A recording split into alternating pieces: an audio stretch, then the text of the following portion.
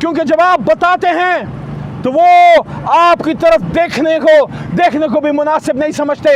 अब भी वक्त है जो नवाज शरीफ साहब ने कहा कि बातचीत होनी चाहिए। मियाँ साहब, बड़ी देर कर दी मेहरबान आते आते। आप तो कहते थे कि वोट को इज्जत दो, अब किस चीज को इज्जत दी है आपने? क्या मांगे तांगे की हुकूमत लेके इज्जत मिल गई?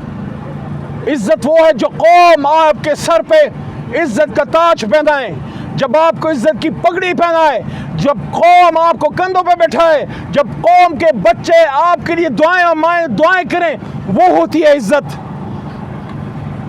मेरी दुआ है मेरा मुल्क हंसता खेलता फलता फूलता रहे, लेकिन ऐसा नहीं होगा।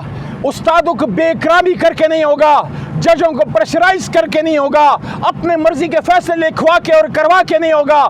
मुल्क तरक्की तब करेगा जब जमहूरियत में जमहूर का मान आ जाएगा। और जमहूर का फैसला क्या था? इमरान खान। जमहूर का फैसला क्या था? तहरीक इंसाफ। आज भी किसी भी वक्त कहीं पे रात के 2 बजे बक्सा रखो और इमरान खान तो बहुत बड़ी बात है, उसका ही अदना सा सिपाही खड़ा होगा। मैं देखता हूं इंशाल्लाह 1/3 से कम आपका वोट नहीं हुआ और 2/3 से ज्यादा हम हर यूनियन काउंसिल में, हर विलेज काउंसिल में, हर सूबाई कौमी हल्के में, हर जगह तहरीक इंसाफ जीतेगी इंशाल्लाह। आपका बहुत शुक्रिया। अली मोहम्मद खान साहब, एक तो आप अंदर गए थे, अंदर की कार्रवाई आपने नहीं बताई, और दूसरा मेरा सवाल ये है कि रऊफ हसन साहब कह रहे हैं कि मिलिट्री एस्टेब्लिशमेंट से हम मुज़ाकरात करना चाहते हैं, इस बारे में क्या कहते हैं? अंदर तो आज छोड़ो तक नहीं, अंदर तो आज जाने की इजाज़त नहीं।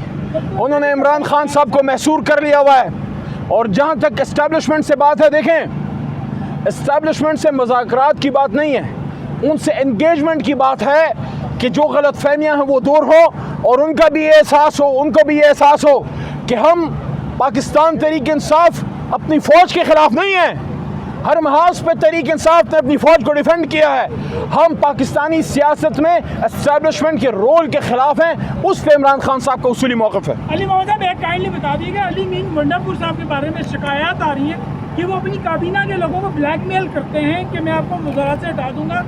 इस बारे में आपको कुछ इन्फॉर्मेशन है? ये पता नहीं किधर से आप खबरें लेके आते हैं, मुझे कोई इत्तला मिली तो मैं आपको बताऊँगा।